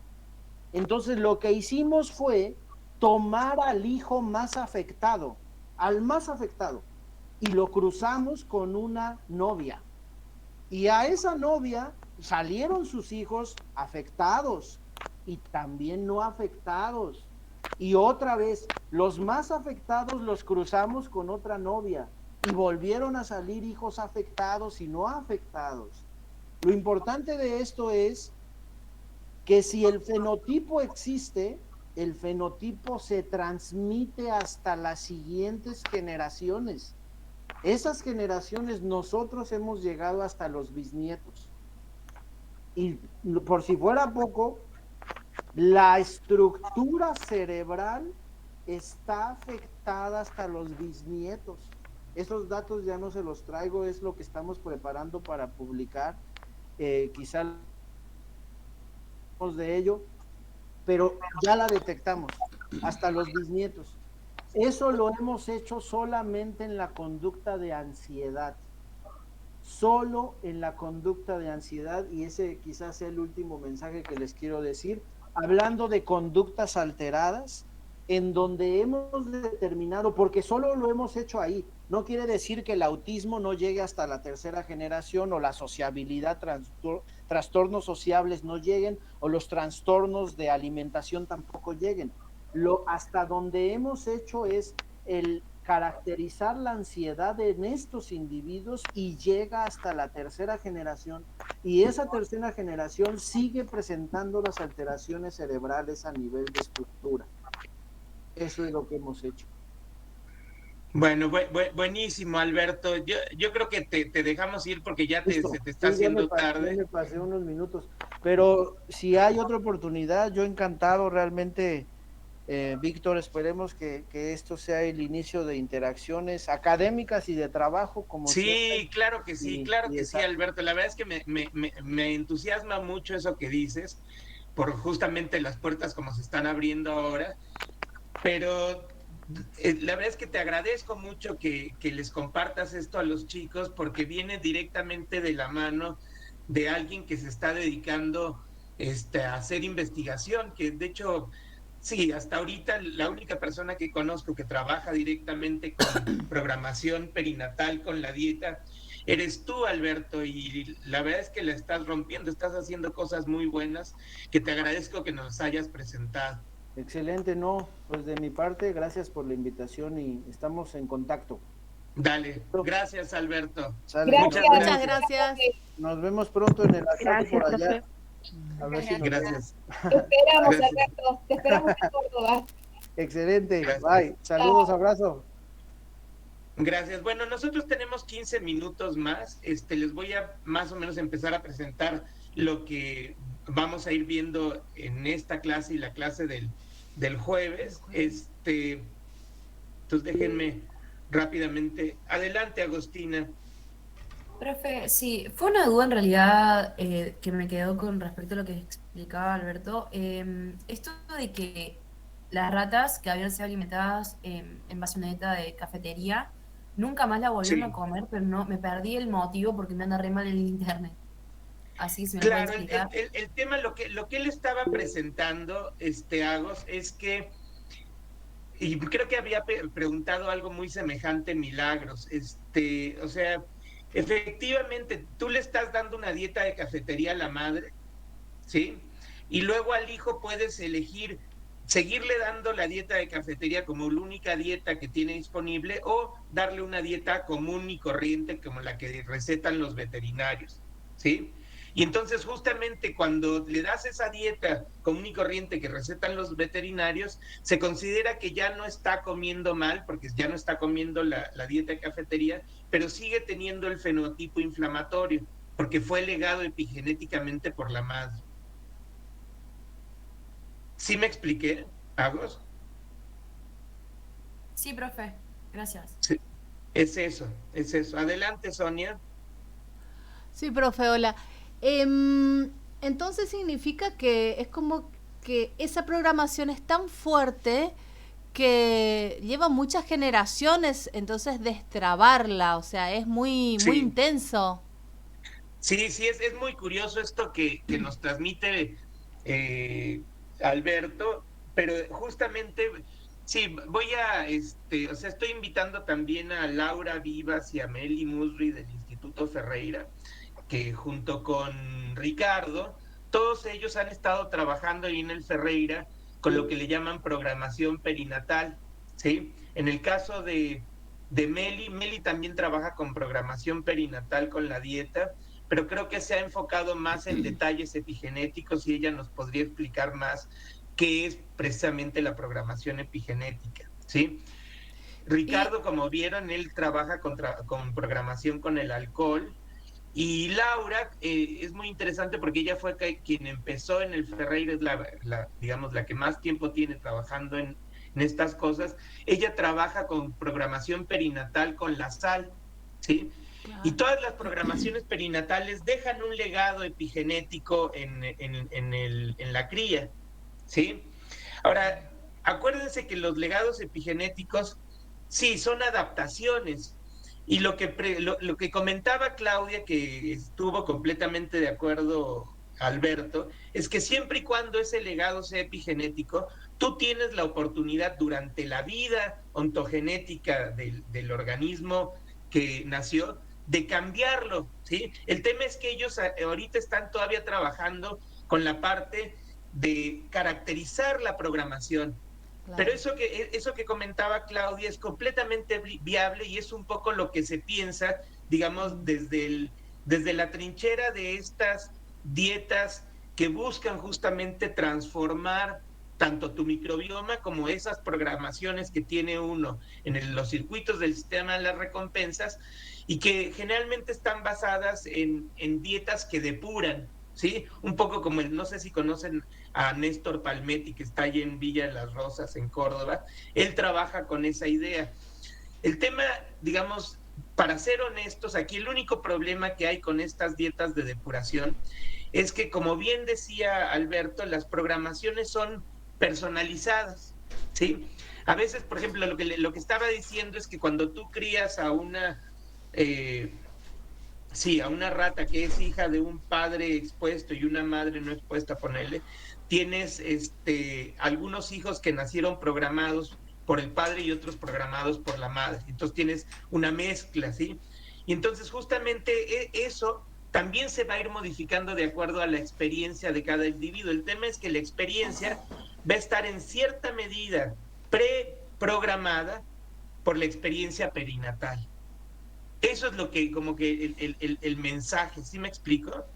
Adelante, Darío. Sí, profe, habíamos visto esto un poco en una clase de introducción, no esto en específico, ¿no? Pero habíamos visto cómo como por decirlo, nos gustan más los carbohidratos, o sea, como que genéticamente estamos predispuestos, porque vos a un nene le das un caramelo y siempre lo va a elegir, ¿se entiende, no? O sea, como que el profe se cuestionó, ¿por qué biológicamente nos hemos criado, o el ser humano ha perdurado a base de carbohidratos y no otras cosas, o no a través de las fibras y esas cosas? Sí, aquí hay que tomar en cuenta, sí, varias cosas. Por ahí Milagros creo que estaba opinando acerca de que tenemos cuestiones culturales. Efectivamente, pueden haber diferencias culturales que hagan que, por ejemplo, aquí en México se come más el maíz que el trigo, y allí en la Argentina se come mucho más el trigo, pero notablemente más que el maíz, ¿no? De hecho, el maíz tampoco se nixtamaliza. Entonces tienes diferencias culturales que van a incidir en lo que comieron tus padres y cómo te van a programar a ti con la dieta, ¿sí? Eso, ahí tienes digamos, un determinante, ¿sí? Y profe... Adelante, Sonia. Perdón. Justamente en una clase de introducción hablaban que cada cultura tiene su hidrato de carbono. Y los hidratos, por ejemplo, son parte necesaria de la dieta normal. Yo creo que acá el tema sería cuestionar el exceso más que el alimento en sí, porque lo que acá se está viendo es eso, es un exceso. O sea, todas las dietas tienen carbohidratos, el tema es cuánto consumimos de eso y a qué nivel se puede volver negativo o perjudicial. Claro que el exceso viene mucho de la mano de lo que estábamos hablando la clase pasada.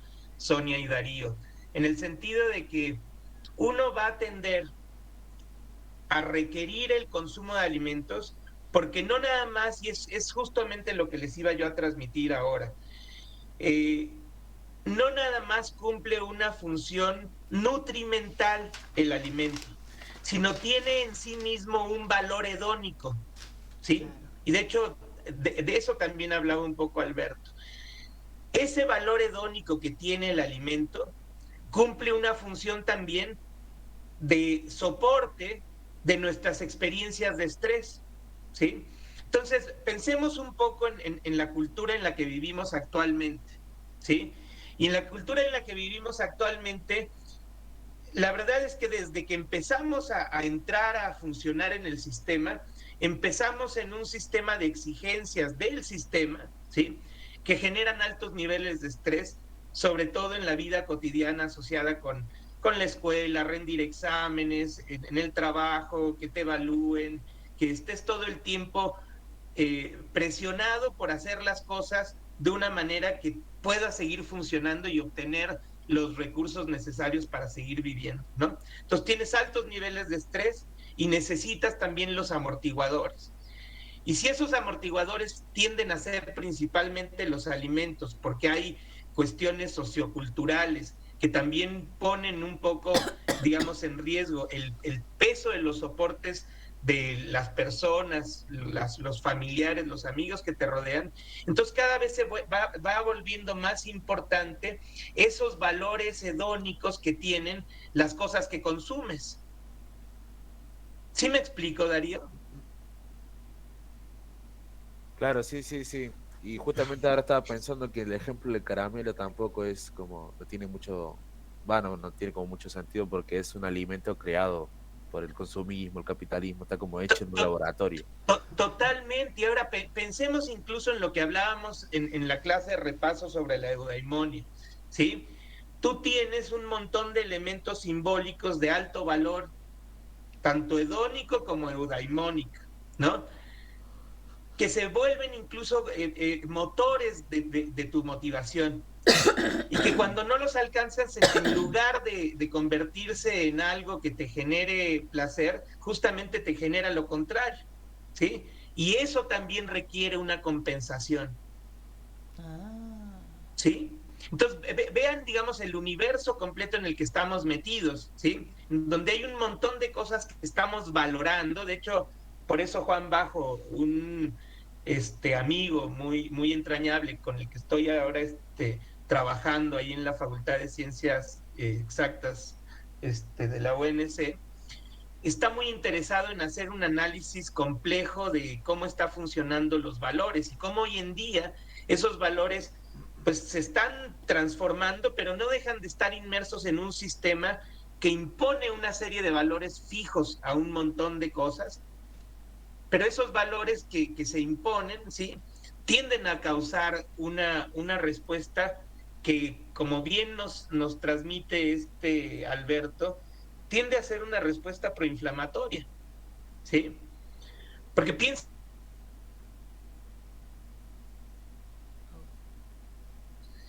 que están bien vistos por la cultura de donde provienen. Por ejemplo, yo en Argentina, y ustedes me corregirán si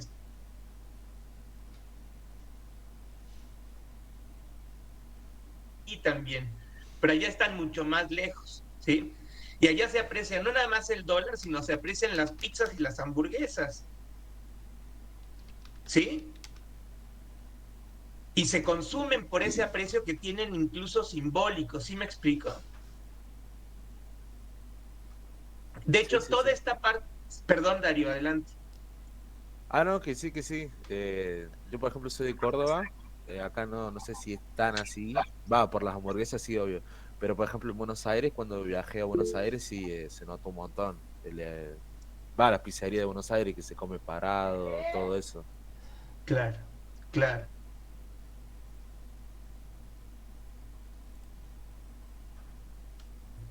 Mi pregunta es del parcial. Tengo anotado en mis apuntes que sería todo de la unidad 2, ¿puede ser? La unidad 2 y vamos a tener el segundo repaso el próximo lunes, ¿sí? Y hasta donde tengo entendido, yo les pregunté a las gentes de, sí, la Secretaría de Estudiantes, hablé con una chica que se llama Lucía y ella me pasó un correo y pregunté si podía la semana que viene y me dijeron que sí, digamos, me contaron, me comentaron la gente de electivas que podíamos nosotros decidir cuándo, que no había problema con este tema de las 48 horas, pero me parece que debe de ser considerado. Entonces, por eso les escribí a las gentes de la Secretaría de Estudiantes, no me han respondido, pero estamos pensando justamente cambiarlo para el 29 de septiembre, ¿sí? Si no me contestan los de la Secretaría en el transcurso del día de hoy, lo voy a dejar fijo para el 29 de septiembre, ¿sí?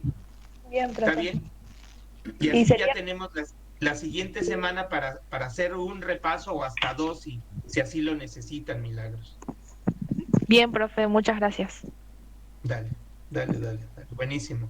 Bueno, creo que está Sonia y luego Agostina. Hola, profe. Volviendo con este tema de la asociación de la comida con lo cultural, con lo social, justamente tenemos acá tengo unos amigos que un matrimonio de un argentino y una cubana, pero el argentino vivió mucho tiempo en Cuba y a esta chica cubana le sorprendía que todas las reuniones eran para sentarse a comer. Era grandes comilonas, decía, porque te sentás a comer un asado, hay una picada previa, después el asado, después se sientan, la sobremesa, al rato llega el mate con facturas o con criollo, con lo que sea, y ella se sorprendía, decía, ¿qué mucho comen? Ellos en sus reuniones, la comida no era lo más importante, ellos bailaban mucho, y era ella la que nos hacía bailar o buscaba bailar. Ellos tenían mucho movimiento. Sin embargo, para nosotros culturalmente, yo soy paraguaya y también en Paraguay es mucho de sentarse a comer, a guitarrear o lo que sea. Entonces, me daba cuenta que hay como una diferencia social en el lugar que ocupa la comida y otras cosas. Claro, que de hecho es eso que tú mencionas, Paula, que también va a estar presente en el curso, que es Paula Mendives, uruguaya, transmite algo que a mí me gustó mucho, ¿sí? Que la base, ven que nos ponen estas pirámides de alimentación, ella dice que en la base de la pirámide alimenticia debe estar lo social, y eso me parece que es algo muy sudamericano, sí, muy de Argentina, muy de Uruguay, no sé, en Paraguay me parece que puede ser igual. Sí, tal cual. Que es importante esa parte de socializar comiendo. En México me parece que tiende también a ser así, pero no es tan importante como allá. Pero ella lo pone en la base de la pirámide y eso me gustó mucho porque una de las cosas que tiene que ver con todo este modelo de bienestar humano tiene que ver con la importancia del soporte social, del apoyo de los otros, de la prosocialidad, la cooperación y tal. Eso está buenísimo. Ahora, el tema es que justamente algo que podemos ir transformando, ¿sí? Es con qué cosas socializamos, ¿sí? Con qué alimentos, con qué bebidas, etcétera. No tenemos todo el tiempo que socializar con un asado y unos vinos o unas cervezas.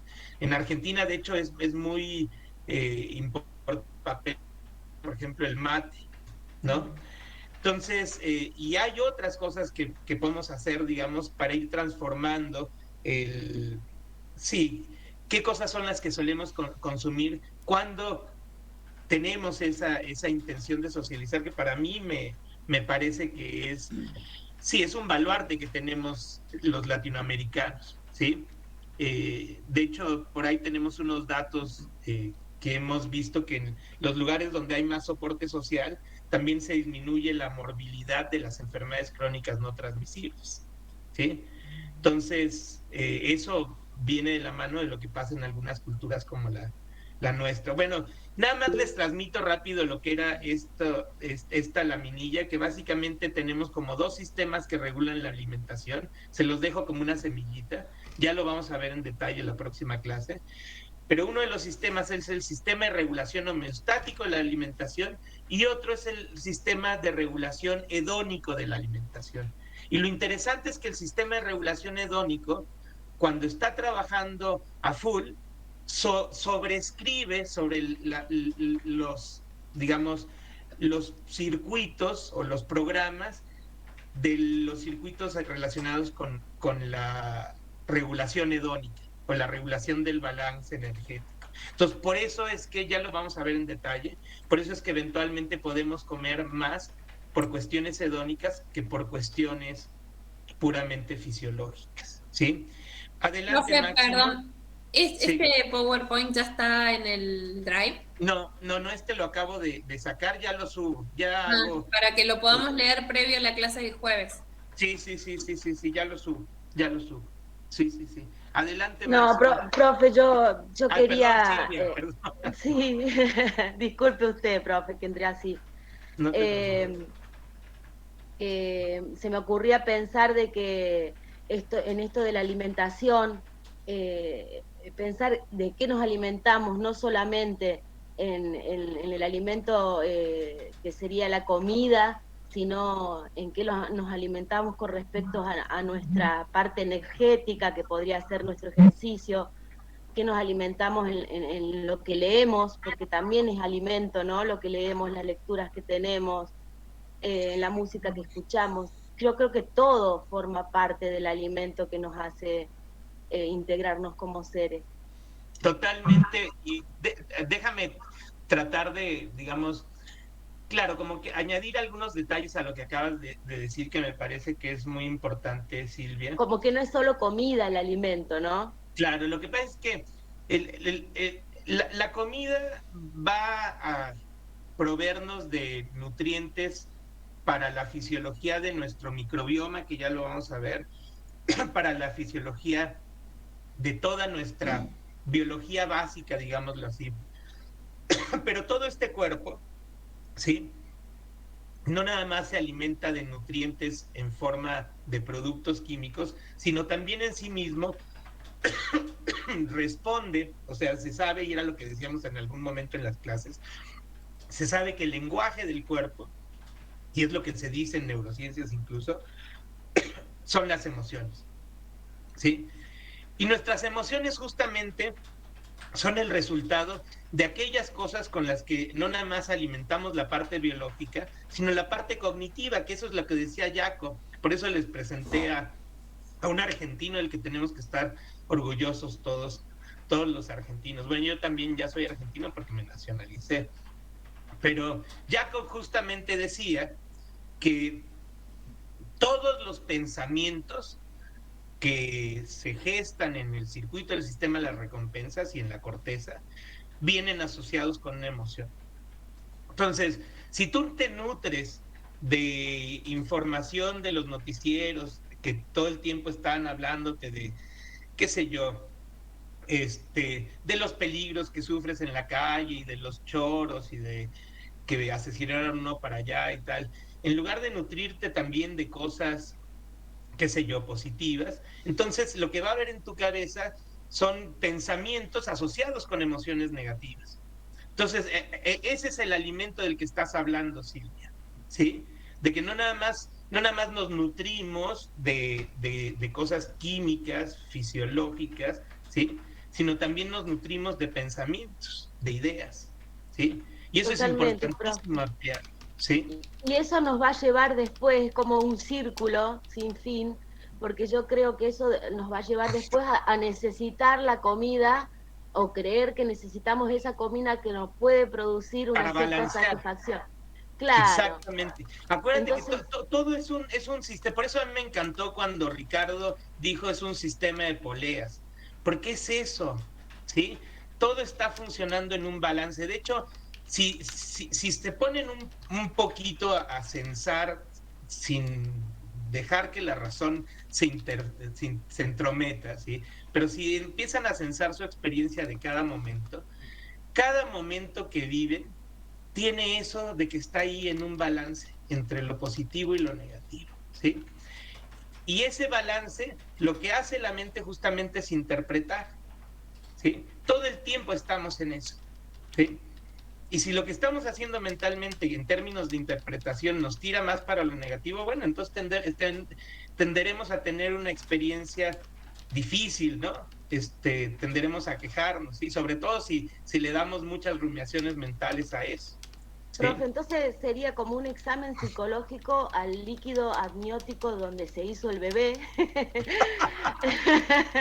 Digamos que yo no solo tengo que saber de qué se alimentó la madre, sino que el para qué su mamá comió lo que comió, porque ahí estaría implícita la emociones de la madre, ¿no? O lo que le faltaba, lo que necesitaba, o la falencia o los dolores que tenía. Claro, pero escuchen esto, y a mí me parece muy importante resaltar lo que Claudia le comentó a Alberto, y Alberto estuvo de acuerdo. O sea, cuando estamos hablando de programaciones, ¿sí? Y de programaciones epigenéticas, a pesar de que puedan ser cosas muy duras que pueden incluso perdurar varias generaciones, ¿sí? Siempre una programación epigenética, incluso por definición, por cómo ocurren, ya lo vamos a ver en detalle cómo ocurren las programaciones epigenéticas, pero por ser una programación epigenética, ¿sí?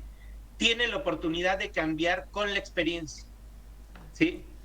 Entonces, eso como psicólogos, ¿sí? Nos tiene que empoderar en el sentido de que si nosotros proveemos diferentes experiencias a los individuos, ¿sí? Podemos reprogramarnos a pesar del legado que hayamos tenido de nuestros padres.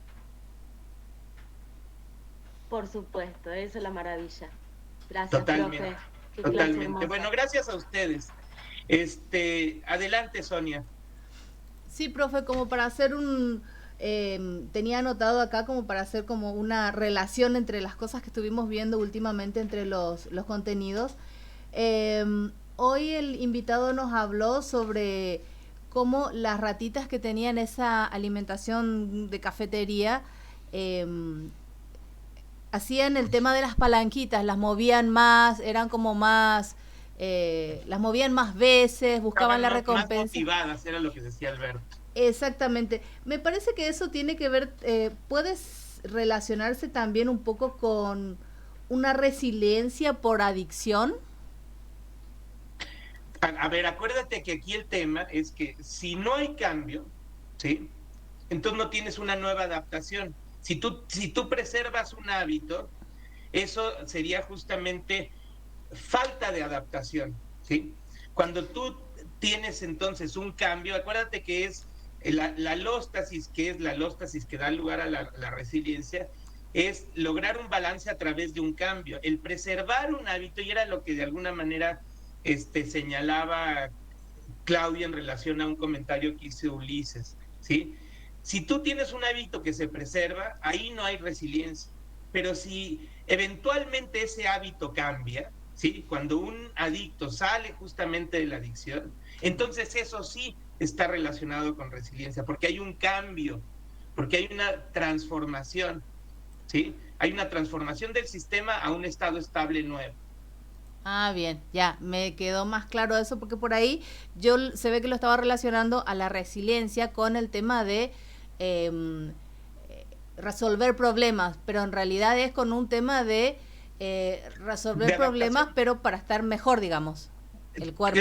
Es para cambiar y sí, para cambiar y adaptarte mejor, sí, en ese sentido, adaptarte mejor a las condiciones del contexto, ¿sí?